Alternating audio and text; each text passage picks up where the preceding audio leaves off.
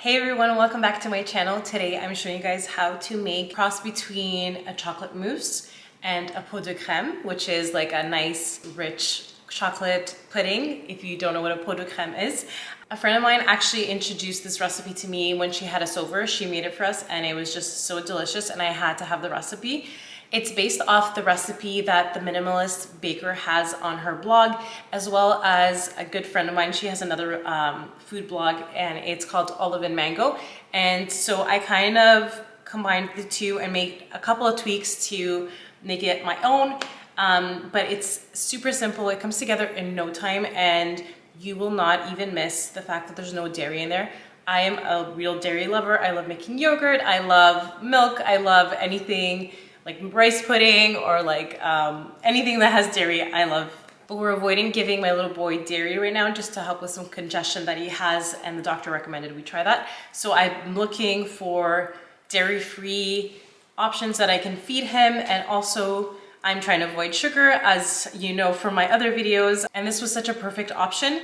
It has the sweetness that we need for like a little sweet pick-me-up after dinner, and it's dairy-free, refined sugar-free, it's just sweetened with some dates and some maple syrup, and that's it. And so I hope you guys give this recipe a try and have your socks blown off just like mine were when I first tried it. The first thing you'll need is some coconut milk. I have a full-fat coconut milk here, and I like to use a coconut milk that's just organic, or it doesn't have to be organic, but just coconut and water, so no guar gums or any other preservatives. Just to make it a little bit healthier, but if that's all you can find at your grocery store, no problem. I got a box of these. I think there was like 8 in a box at Costco. Check out Costco, you might find that there. And then there will need some vanilla extract, Costco as well. And you'll need some cocoa butter, which will really help with the texture and the creaminess of the chocolate mousse. If you can't find cocoa butter, I found this at the health food store, but if you can't find cocoa butter, you can also use some dark chocolate as a substitute. Just make sure there's no like high sugar content, so like a dark high quality chocolate, that would work. And then a little maple syrup to help sweeten everything up, some unsweetened cocoa powder, and then the next thing you need are some dates. I have 6 dates here. These are medjool dates. I like medjool because they're a little bit bigger, they're nice and sweet and have a nice flavor to them.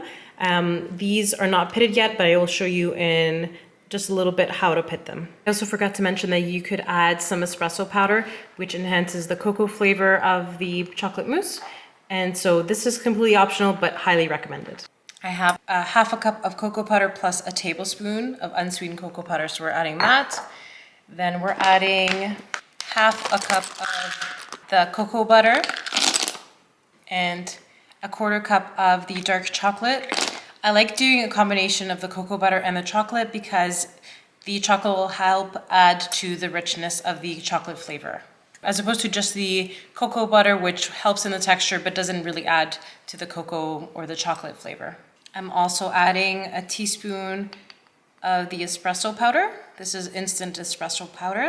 Whenever you have something that's chocolate based, I always recommend adding a little bit of espresso or coffee, which really enhances the chocolate flavoring. To that, I'm adding a pinch of salt, which will balance out the sweetness. I recently learned this, but salt actually dampens the bitterness receptors on our tongue, which makes the sweetness that much more enhanced. So that's a cool little trick. That's why we usually add salt to our sweets or to our baked goods. And then the last thing you're adding is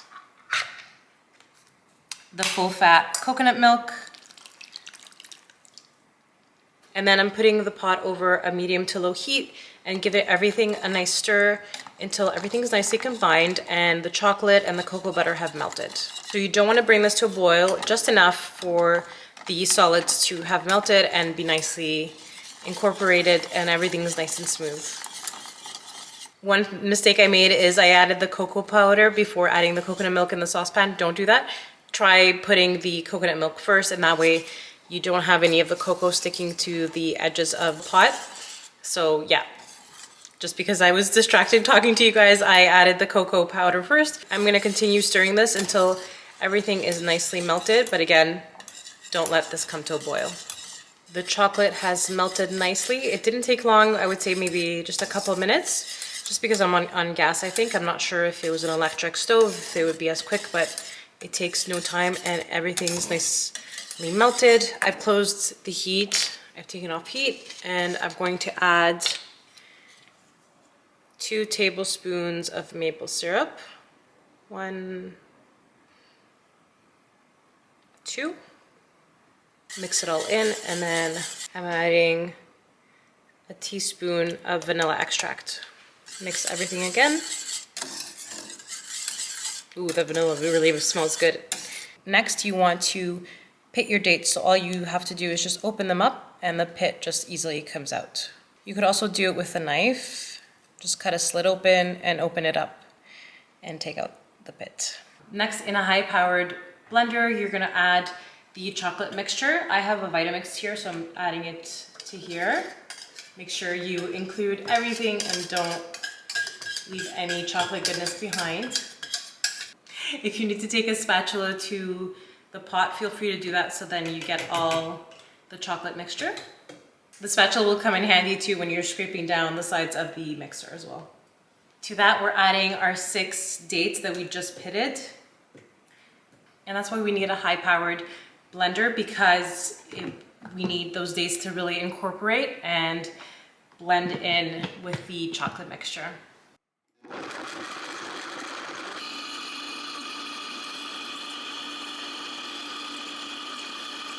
This is what the mixture looks like afterwards. It's nice and airy. You'll see some bubbles in there, which will make it kind of like a mousse when it's chilled up. And then we're just pouring it into our container that we'll be chilling it with. You can either do this individually like I am here, or you could just do it in a larger bowl if you want to bring it to a gathering or serve your guests easily.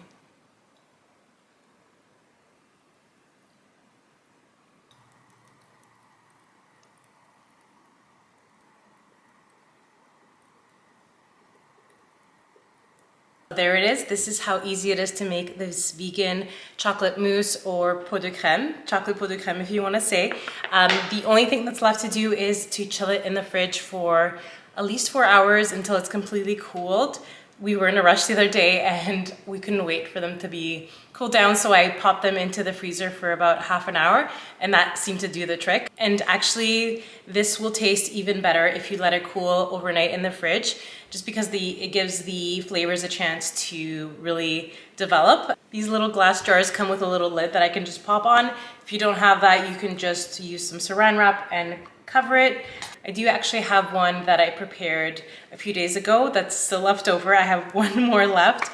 And you guys can see how the texture is. So those bubbles really act as almost like a mousse. It's not gonna be as airy as a mousse because there's no eggs in here and we haven't really whipped anything.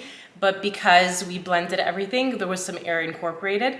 So you'll see how delicious this is. And as it sits out and comes to room temperature, it will soften up and be a little bit more pudding-like, and just softer and easier to scoop out.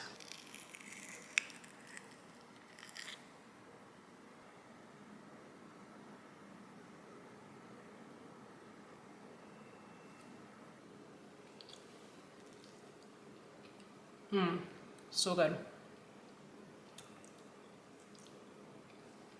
You can feel the bubbles melting in your mouth.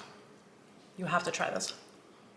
If you like this video, please give it a thumbs up, leave a comment down below, and don't forget to hit subscribe. I post a new video every week on homemaking tips, cleaning motivation, and delicious recipes the whole family love. And if you enjoyed watching this video, you might enjoy this next recipe that I have for you, which is my ultimate fudgy chocolate brownies that everybody absolutely goes crazy for. I'll see you guys next time.